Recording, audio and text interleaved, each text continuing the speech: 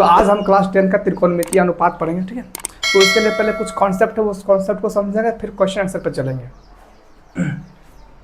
देखो, सबसे पहले त्रिकोणमितीय अनुपात में जब भी क्वेश्चन आए तो तुम्हें एक समकोण त्रिभुज को याद करना है।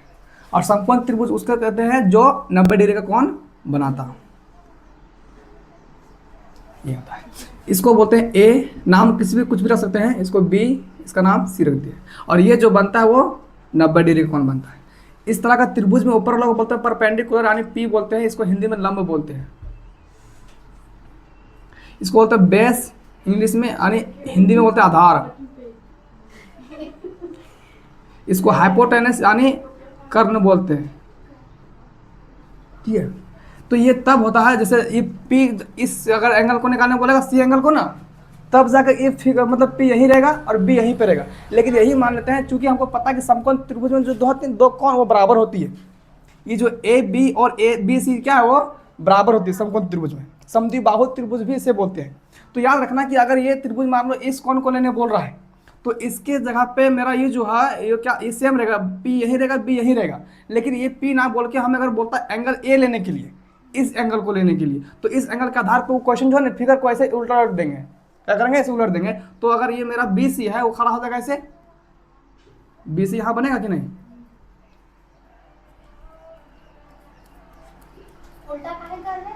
हम समझा रहे हैं, अभी क्वेश्चन आएगा तब समझाएगा। देखो ये जो ए बी सी है ना, इसी ए बी सी को फिगर को हम चेंज कर देते हैं। अगर ऐसे करते हैं तो ये जो बी सी नीचे था, आधार था, वो जाके ऐसे बन जाएगा लंब, बनेगा कि नहीं? और ये जो ए बी मेरा यहाँ पे लंब था वो क्या बन जाएगा?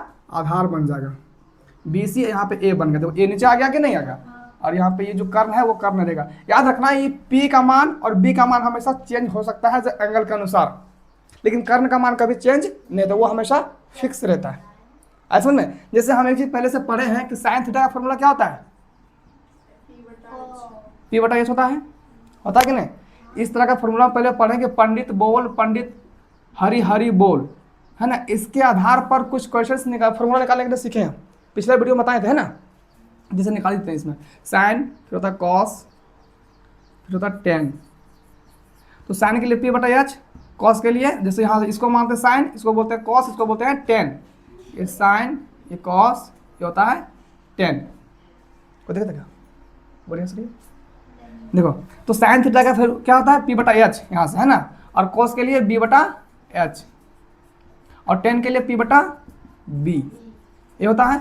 अब हमें पता है कि त्रिकोणमितीय में 6 का अनुपात होता है, त्रिकोणीय होता है, ये बोला है ना। तो 6 में से अभी यहाँ पे 3 ही है। तो साइन का उल्टा होता है कोसेक, और कॉस का उल्टा होता है सेक, और टेन का उल्टा होता है कॉट, ठीक है। देखो तो साइन का उल्टा यहाँ पे पी बटा एच है, तो इसका उल्टा जो कोसेक है ना, इसका वैल्यू भी चेंज हो जाएगा। यहाँ पे एच ऊपर हो जाएगा और पी नीचे। कॉस का जब निकाले तो कॉस का उल्टा सेक होता है, इसलिए एच ऊपर हो जाएगा और बी नीचे। और टेन का जब निकाल रहे हैं तो बी ऊपर हो जाएगा और पी नीचे। ये फॉर्मूला इतना याद रखना पड़ेगा, तभी जाके इस तरह क्वेश्चन सोल्व कर पाएंगे हम, ठीक है। अब इस क्वेश्चन को उतारना तुम उतार लो, ठीक है। उतर वैसे तो तुमको पता है ना। इसको मिटा देते हैं, इसको अब हम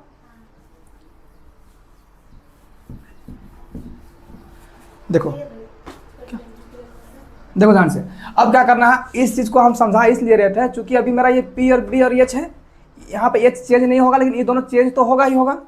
अब इसके जगह पे अभी जब हम इसको एंगल चेंज कर दे, बी सी को इधर बना दिए, देखो खड़ा कर दिए कि नहीं खड़ा कर दिए। तो ये जो बी था यहाँ पे नीचे, वो बी यहाँ पे बन गया क्या?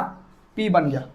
और जो पी यहाँ पे खड़ा था वो नीचे सो गया, मतलब आधार बन गया नीचे ना, मतलब यहाँ पे ये पी बन गया, यहाँ पे ये एच हो गया। यानी इस बात को याद रखना है कि अगर इस कोण को बोलेगा तभी चेंज करेंगे हम।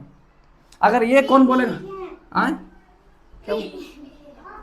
क्या? अच्छा सर, यहाँ पे क्या हो जाएगा तुम्हारा? बी हो जाएगा, है ना।